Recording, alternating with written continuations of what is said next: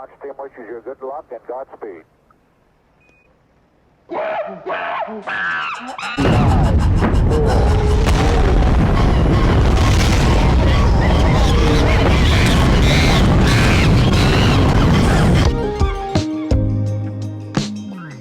Space Monkeys blasting off with Mark and Christoph from Scytale Ventures. Very exciting to have them here and get their perspective on everything that's going on, not only now in the markets, but with Polkadot and the entire ecosystem in general. Guys, welcome to the show. Yeah, thank you. Thank you. We've been following some of your projects on the channel for a few months now. You definitely have your finger on the pulse of projects, interesting projects coming up in the ecosystem. Maybe we could just start with the basics. What work are you each doing at Scytale? My title is Chief Investment Officer, so I guess the buck stops with me when it comes to investment decisions and working with the team. I think I have to do everything else then. Okay. No, I think it's the most important thing is that is the investment side, and I make sure that everything else works well. Okay, and just to clear something up right off the bat here, because I've received conflicting information here. How do you say Scytale? Scytale works. It's Scytale. If you want to use the Greek, which Yeah. is where the word comes from, it's Scytale, and it's a form of ancient cryptography, where there's a baton with parchment around it or a strap of leather, and then you would wind it around, write on it, unwind it, take it across the battlefield, and if the messenger got intercepted, it would be difficult to decipher that. You need like the diameter of the... You need exactly. to have the same Alright, that's cool, okay. Well, thanks for sitting down with me, guys. Curious, like, how did you guys get involved in the Polkadot ecosystem, which I think is where the majority of Scytale funds are resting? Sure. You know, one of these random things in life was introduced to a guy named Ed Hesse before he founded Grid Singularity. And I met him in around May, June of 2015. And we became friends. And then in 2016, he left the company where he was. I left the bank where I was. I went to a startup. He created his own startup, and I invested in it. A year later, I approached him if he would want to help with a new fund in the blockchain space. So I'd been approached a few times to launch a crypto hedge fund, to trade back and forth. But having run assets investing in hedge funds, the only reason someone should start a fund is because they have some kind of edge, some kind of reason to do it, rather than the market being hot. And so when ICO started kicking off in 2017, I saw an opportunity, which I thought was obvious. So I wanted to be in technology, being heavily influenced by Naval Ravikant, and he was on a Tim Ferriss podcast. And he said the only place he wants to be is technology, because that's what's responsible for the improvement of the human condition. So global GDP was more or less the same for thousands of years with agrarian economic system, and then technology came and then started ticking up the quality of life, and faster technology kept improving, and the quality of life started improving very quickly. And so putting those things together, knowing Ed, seeing that he had some information about what was happening with the teams, with ICOs, and the idea that if you could access early and have a way to vet which ones were good and which ones were just like stories with no background, that would be something that would be an excellent value proposition. So we worked together in the bank for 8 years or so. I ended up 12 years altogether there, and I think Christoph was slightly longer amount of time. Yeah, like around 100 years in the bank. So. Okay, looking very good. Yeah, no, but now it's deteriorating, because 1 year in crypto is like 7 years in real life. Right, as we all know. Yeah. Especially and after today. Especially. Right? Okay, so that's an interesting story. You're talking about you started a hedge fund because you had this friend Ed Hesse. So I didn't want to do a hedge fund because that involved trading, and I didn't see any edge that I could bring. And I had invested in hedge funds for 20 years prior, and the only long-term successful funds were funds that actually made investments over medium term with some sort of investment thesis. And trading was not it. There's some trades. Sometimes you have a good run, and sometimes you have a bad run. But it was very difficult to replicate, even the CTAs, which is like better than human trading, algorithmic trading.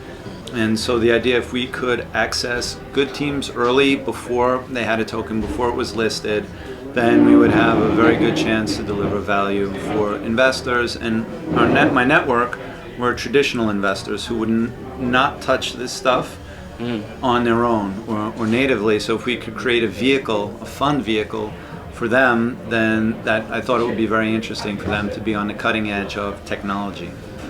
Incredible. Wasn't exactly right because No. it was hard to raise money for the first fund. What was hard about it? Was it because it was so... Yeah, well, my avant-garde? network, mostly hedge fund managers, pretty wealthy, but also very smart.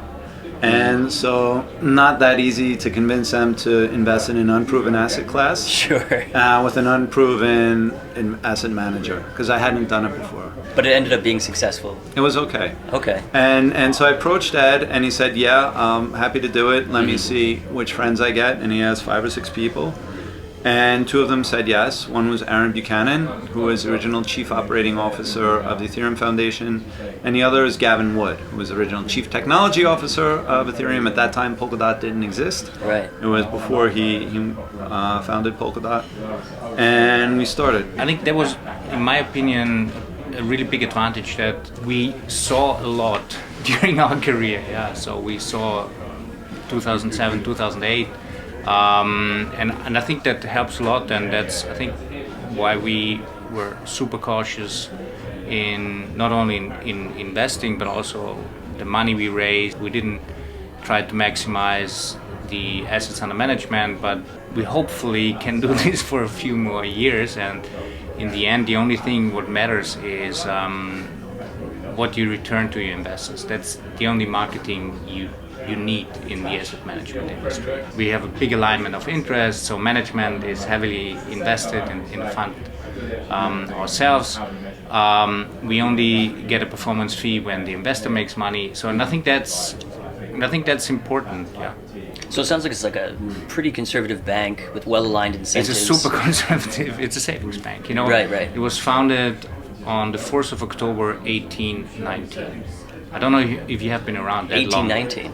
Yeah. 1819. Okay, wow. Mark just said that it was difficult for him to convince his really smart friends to jump into the crypto game. Well, how did he get you on board here? And what did you think about the idea when he first presented it to you? Mark and myself stayed in contact over all those years. Yeah, so it's not that we didn't see each other for 10 years and then he all of a sudden says, "Hey, I'm doing this blockchain thing. Just come along." And said, "Hey, that sounds good." So being in the bank, so I was in the bank for about 30 years, which is, probably longer than a lot of the players in the crypto industry are.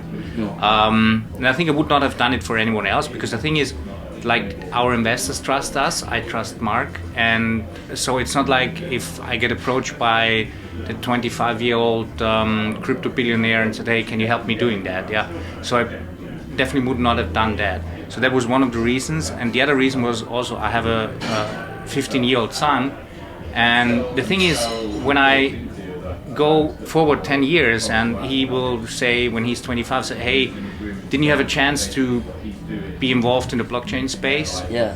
And I would have needed to answer, "Yeah, 10 years ago a friend of mine approached me if I want to build up something with him." And but I said no, because I decided to retire in the bank. And I think no one knows how it's going to pan out, but something is happening, and it's great to be involved in it. Yeah. Yeah. So. But the real story is I was asking Christoph for a few years if he wanted to join. And then finally, you could tell the story better than I can. Yeah, so basically, it's always about timing. But then in, I think it was November 2020, Mark knocked on my door in Vienna. He had a very nice bottle of rum in his hand.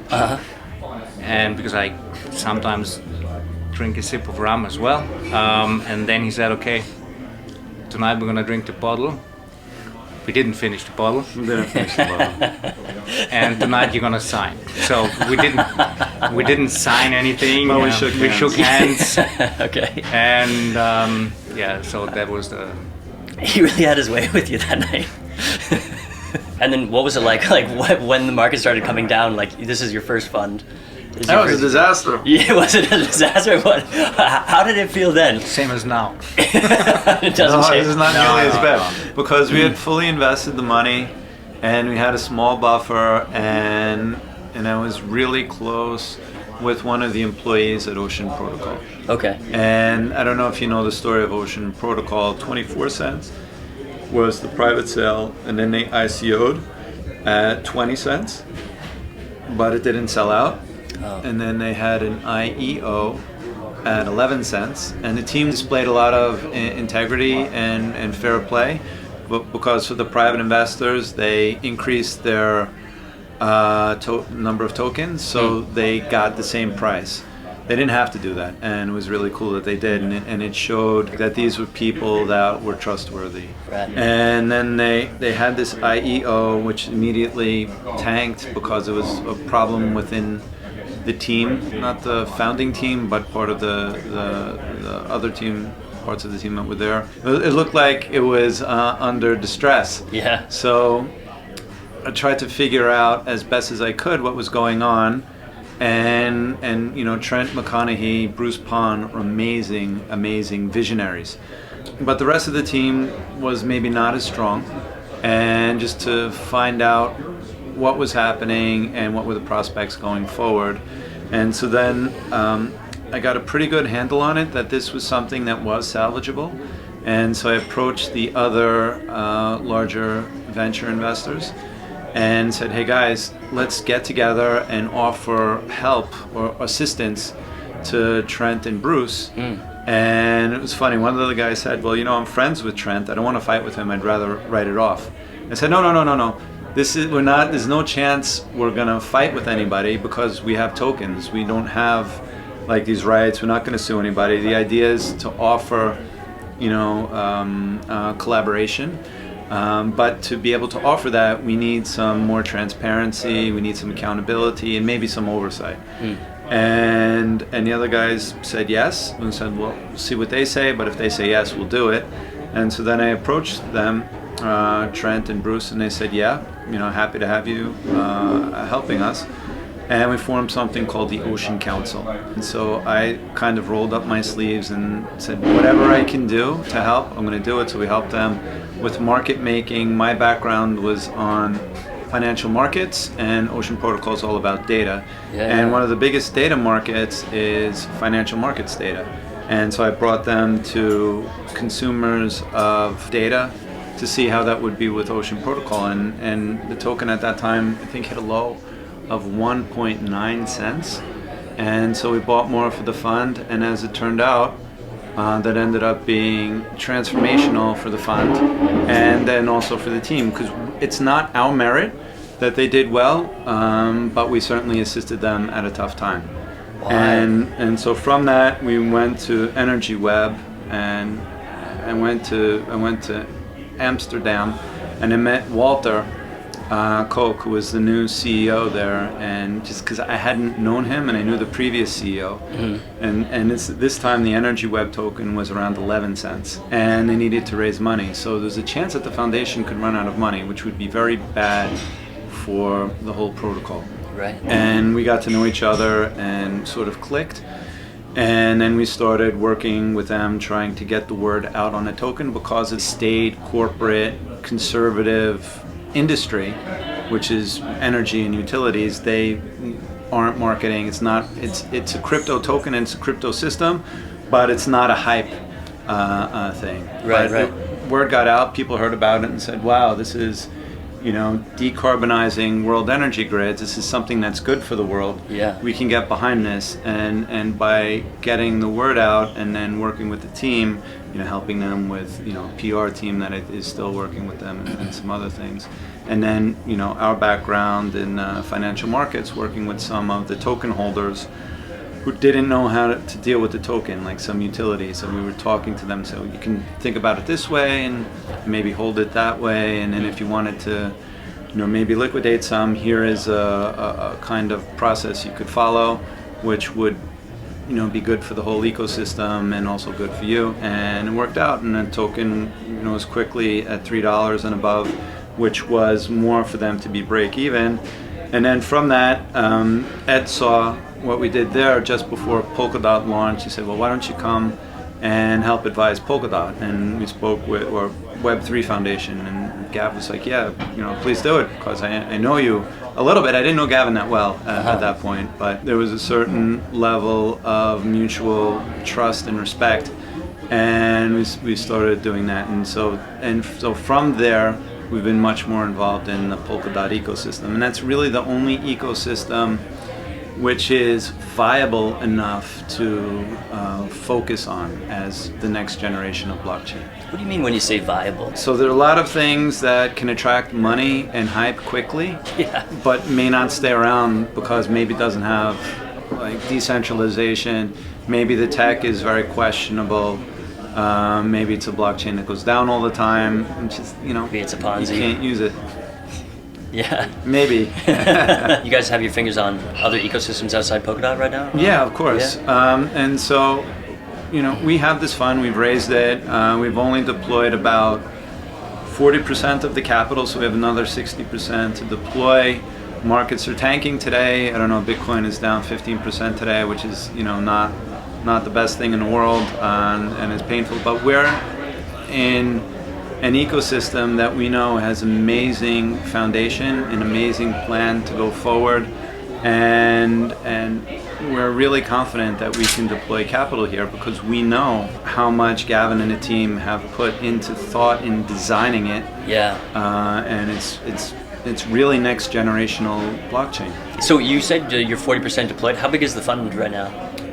Just over $60 million. $60 million. So 60. What are you looking at right now? Like, you're looking at the Polkadot ecosystem. What projects are really attracting your attention? We're looking at gaming, not play to earn, because play to earn is not a sustainable system. Right. We're looking at infrastructure that moves toward adoption. So wallets is something where we're very interested in. Cool. We're looking at some financing for real-world assets. We have in a portfolio already, and we might look at it at a different angle. We're looking at medical data. But I think we're not going. The portfolio is not going to be not going to have like 50 different investments. We work very closely with the project. I think you interviewed a bunch of them, and so we try to introduce them to each other. Find synergies, but you can only do this with a certain amount of projects. So we're not afraid to take bigger positions, because in the end, the work we put in is the same as if you build a 5% position or if you build a 50 basis points position. Yeah. If we are convinced of something, we're not afraid to put real money to work. So we hopefully have a higher hit ratio. But of course, it's much more work. It's frustrating for the team sometimes because they put a lot of work into the analysis. We go very deep with each project. We start with a business analysis. Is the project viable? If it's viable, then we go into a technical due diligence and we go very, very deep in there. And then usually Mark is negotiating a very good price for us, and then we put the money to work or not. Yeah. So Ed, Gavin, and Aaron are still advisors. Yeah. And so we should have a monthly call. Doesn't always happen every month. Okay. But and in the first fund, it was in person. We just had dinner or beer every month in Berlin, and it worked. Then COVID happened, and then we stopped doing the in-person, and now people have kind of scattered around. When you talk to these guys, what do you think they all have in common? Well, I think the beauty is that it's all different. So Gavin's very much looking at, he's now, his title is the chief architect of Polkadot, I think, or Substrate. And he's, looking a lot at governance and about sustainability of that. Ed is much more looking in the energy space, and I know he's building up infrastructure for the future of energy web. And Aaron is a master of token systems, and so he's doing advisory on things like that. What do you guys think, holistically, about user adoption and even besides user adoption, just like Polkadot inserting itself into the major crypto narrative, how do you think Polkadot's going to be positioned, let's say over the next like 3 or 4 years through the next market cycle? I think Polkadot is positioned amazingly well. May not look like it on the surface. Right. Tech is one of the best, if not the best. We think it's the best tech platform, but we also know that best tech doesn't always win. And it's set up in such a way, which is really, really so important, is regulatory compliance. Yes. And there's this piece that came out, and by the time this comes out, maybe it'll be clarified. Yeah. But we're really close to the story, and it is regulatory compliant. So SEC said, come in and talk to us. Web3 was one of the only ones that actually went in and actually did it. And having that some sort that we have, comfort that there's regulatory clarity here, and that's going to be really, really important for institutional adoption. Yeah. And Polkadot is set up, with this parachain model where you have very general base layer, which is layer 0, which is a relay chain, and then you can have very specific parachains, which are custom made for different business applications. No one else has this, and it's really, really complicated and really hard to build. And it's successfully being built now. Yeah. And so, I'm working on a narrative why enterprise adoption is really going to happen. And that was everybody's first idea, enterprise, and the infrastructure wasn't there, and it didn't work, didn't happen so far. And the analogy is, in 1997, there was a company called Share Your World, which was video sharing. Wow. And dial-up internet, no video compression, didn't make it. 2005, a company was founded with a largely similar business model called YouTube. I think that's going to be the case here, and I think Polkadot is going to be a place where we're going to see real enterprise adoption for a number of reasons, but largely because the infrastructure is there. Yeah. There are going to be companies, we're talking to 2 of them, that don't exist yet, but are being founded for enterprise integration onto Polkadot, whether it's parachains or onto blockchains or parachains already existing in the ecosystem. And this is long term. It won't happen from one day to the next, but it's absolutely the future. Where was it successful so far? It was in payments, kind of. It was in speculation, definitely. Yeah. Maybe it's speculation, maybe it's gambling, maybe it's trading. Right. But DeFi worked and still works. And is it regulatory compliant?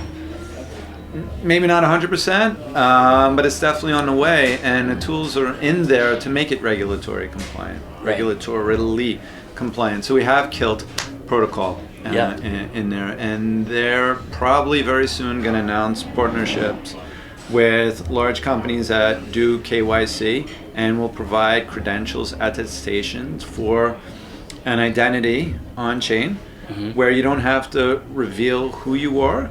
You just reveal that you are qualified or compliant to undertake this activity.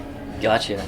Okay, so you're confident, and you see kind of the enterprise adoption coming down the road here. Is there anything that you think the ecosystem needs in order to assure that Polkadot is in the right place at the right time, and that the best tech doesn't miss the activity? Absolutely. So, business development has been a challenge. I think it will improve, and what I think is really good is if other companies pop up to do it, so it's not all going through a foundation or a single development company. So the sort of model right now that works really well is Polygon, and they're killing it. They're doing a great job in business development globally. In the US, I live in Dubai, they're amazing there. They're doing Plan B in Lugano. Huge activity in India. They're killing it. It's all going through the foundation. And is that centralized? Questionable. Right. Does it matter? Maybe it will. Yeah, I'm also curious to see how far will Polygon get these enterprises. Will they hit a wall with regulatory wise or tech wise. Polygon is great, so I'm not trying not to slamming Polygon here. No, we're yeah. praising them for sure. Right. Yeah, They're the model. They're the model. achieve. Yeah, that's right. And so, people try to FUD and say, well, BizDev and Polkadot is, not as strong. Right. And I would largely agree with that, but see that as an opportunity and say that, okay, the model was not to do business development when you didn't have anything to develop on. That's right, yeah. And so to build out the tech, have a robust, proven platform, which is why Kusama is amazing, and Kusama is going to stick around. You need to have that sort of real world canary network.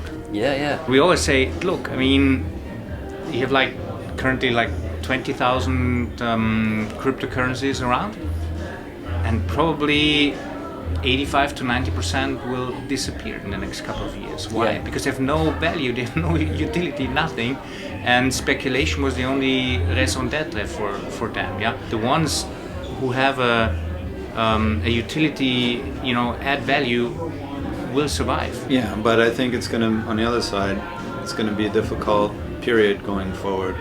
Yeah. We haven't seen, interest rates just went up. Central banks are still pulling liquidity out of the system. Yeah. And it's going to be really hard for crypto to do well. You guys are managing the $60 million fund. Just curious if you have any simple general advice to any of our listeners who are managing, let's say, a $6,000 fund. I can speak from my own experience. Please. When especially Ocean looked like it was totally wrecked. I was in a fortunate position where I was able to talk to the people on the team and have an understanding that they were going to be around and they were going to make it and they were going to stick it out. And so as far as you can do some real research to understand fundamentally why something makes sense and fundamentally why a team will see it through, then you can stay invested even if it looks really bad for a period of time.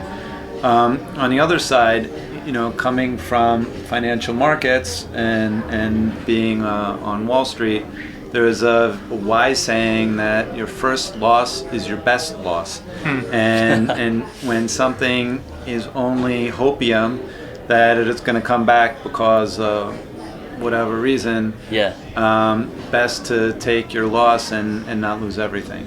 And so it's hard to know the difference between the two. I think it's honesty, integrity, and empathy. And I think it doesn't matter if you run a $6,000 fund or a $6 billion fund.